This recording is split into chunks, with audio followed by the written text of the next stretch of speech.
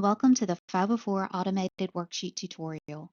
This tutorial is presented by the Single Family Direct Division. In this tutorial, we will review the following 4 tabs within the worksheet: 504 Automated Worksheet, Attachment 4A, Credit History Worksheet, Medical and Disability Expenses.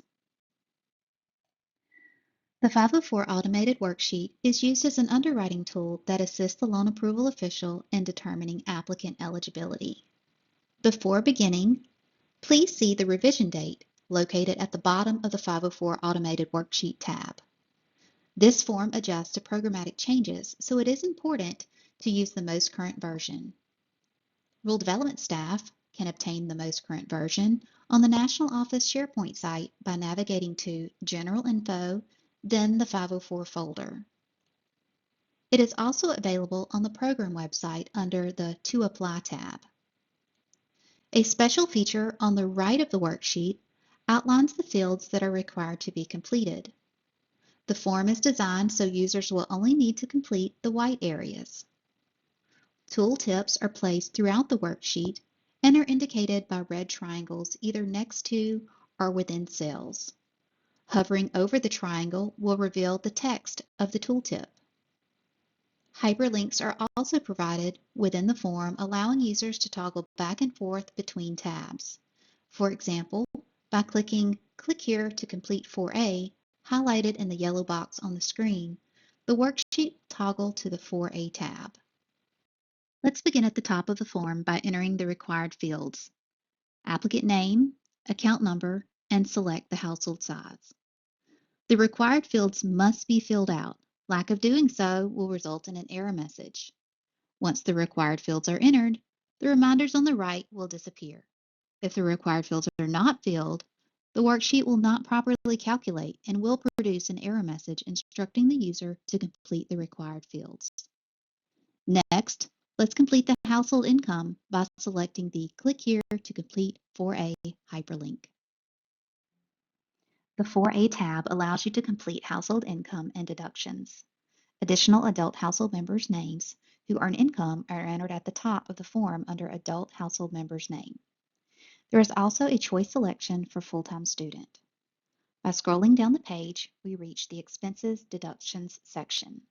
Please note there are 3 sections: Expenses, Medical Expenses, and Totals. If the applicant has any expenses or deductions, please enter them here in the Expenses section. The child care expense and number of dependent cells are fillable, and the Has Elderly cell is a drop-down selection with yes or no choices. Please click the Medical and Disability Expenses tab at the bottom of the page to enter any applicable medical or disability expenses. Once on the Medical and Disability Expenses tab, medical expenses may be entered in the top Medical Expenses section, while disability expenses may be entered in the bottom Disability section. It is important to enter the expense type in the appropriate section so the deduction can be calculated accurately. Some notable features on this tab are the drop-down selections in the top section containing 4 common medical expenses and the Enter Other areas that are fillable for any other types of medical or disability expenses users may need to enter. After filling out this information, please remember to select the drop-down to the right of the Amount section to enter the calculation type. Medical and disability expenses can now be calculated in 4 ways: weekly, biweekly, monthly, and yearly amounts. Once the expense name, amount, and calculation type is completed, amounts are broken down and totaled at the bottom. When complete, click Return to 4A to enter household assets and income for all household members. Upon returning to the 4A via the hyperlink, the medical expenses and total section will be automatically calculated and filled as seen here. The medical expenses will only be added to the total adjustment cell if Has Elderly in the expenses column is answered with a yes. Next is the Assets section. This is where you list the household's non-retirement assets. The Family Member section is completed by selecting the appropriate applicant or household member from a drop-down list, while the asset description section is fillable. As seen in this example, the combined checking amount of $300 and a savings amount of $150 was entered and is totaled at the bottom of the net family assets section, while the assets considered for repayment income section only considers the assets belonging to the applicants. Net family assets in excess of the allowable limits will be used towards the cost of repairs. Likewise, actual income from net family assets is considered in the annual income calculation. Next, let's move on to income by scrolling down the 4A tab. The applicant's income is entered here. There are sections within the 4A that include hourly, monthly, quarterly, and weekly biweekly, yearly, year-to-date, historical, average, self-employed, non-taxable income, and other. In this example, we'll first focus on the hourly section, so let's go ahead and zoom in there. In the left column, labels may be added or edited as shown in this example, identifying the applicant's job.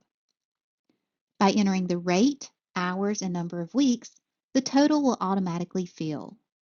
Please remember to select whether the income is used for annual, repayment, or both.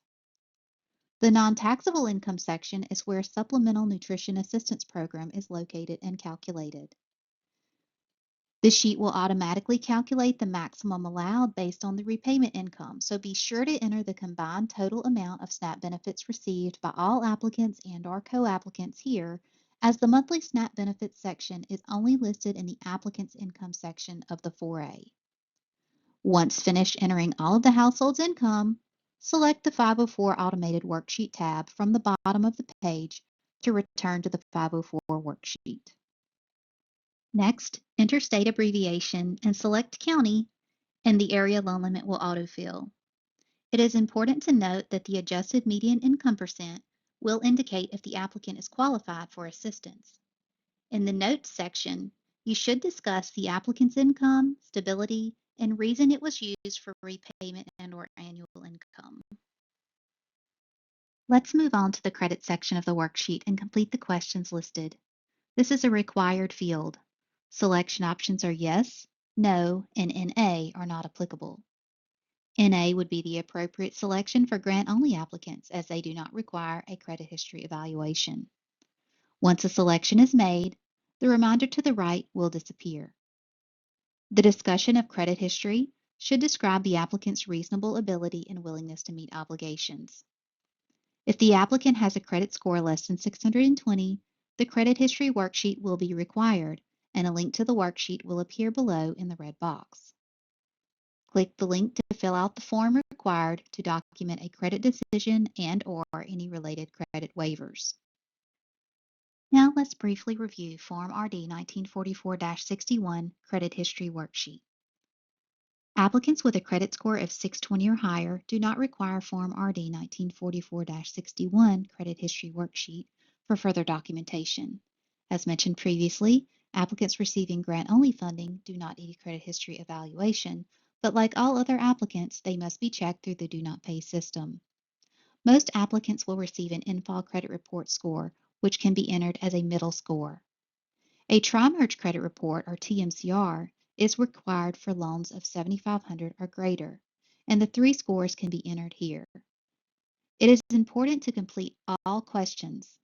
Once completed, return to the 504 Automated Worksheet tab. Let's move on to the debt section. The debt section will help determine the maximum loan assistance available because this amount is based on total debt ratios. It is important to be accurate and calculate debt according to the sum of all current liabilities to include short-term, long-term, and personal loans with identified terms and agreements. Debts considered include mortgage debts, taxes, insurance, homeowners association dues, and all recurring monthly obligations from traditional or non-traditional credit. In this example, credit cards 1 and 2 have been entered with payments of $100 and $75, and the amounts are shown totaled in the total monthly debt row at the bottom.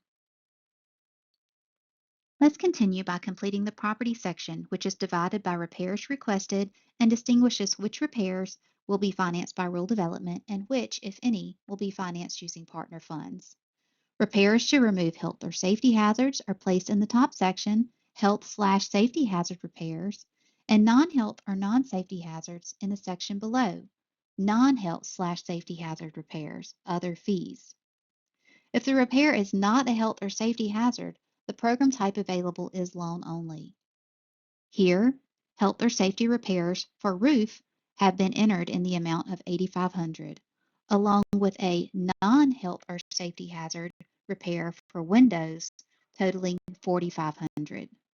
Estimated property value and the means used to determine that value are entered next, followed by entry for any liens against the property. Please keep in mind a loan of more than $7,499 requires a lien to be taken against the property. There must be security value in the property to support the lien being taken. For example, if the property is valued at $200,000, but there is a prior lien of $180,000, the maximum loan that could be awarded is $20,000 because that is the amount of the remaining security. $200,000 minus $180,000 equals $20,000. Once repair information has been entered, the justification of any health or safety hazard repairs is needed. A lot of files do not adequately document grant funds being used for health, safety, or accessibility, so do not forget to enter justifications in the discussion of repairs, property condition, and eligibility section shown. Users must answer all questions in order for the calculator to make an eligibility decision or determination. Entering the applicant or co-applicant date of birth will auto-trigger the age into the Age of Applicant or Co-applicant section and answer the 62 years or older question. Pay special attention to the questions on prior loan and grant amounts. These sections require numeric values. Recipients may receive multiple grants, up to a lifetime maximum of $10,000 in non-presidentially declared disaster areas, and up to $15,000 in eligible presidentially declared disaster areas. Applicants may also obtain multiple Section 504 loans, but the sum of all outstanding balances on all Section 504 loans cannot exceed $40,000, and the worksheet is programmed to account for the prior amounts. Once all the required fields are completed, the eligible loan amount will be listed under Eligible Loan or Grant Amount. This calculation is minus assets exceeding the asset limitation and any previous assistance received. The recommendation will be either eligible or refer. An example of the refer recommendation is shown now. If the loan approval official will be approving a ratio waiver, exception explanation is where that information will be entered. Based on what we entered here today, this applicant is eligible for a loan of $17,500 and a grant of $10,000. Sign up for GovDelivery to receive email updates on the Single Family Housing Direct programs. Using the link on the slide, enter your email and select the SFH Direct Loan and Grant programs and any other programs of interest, and then click Submit. This email subscription service is used to provide updates regarding changes to the Section 502 program's interest rate, Handbook 13550, certified packaging process, and much more. This concludes our presentation of the 504 Automated Worksheet tutorial. Thanks for joining us.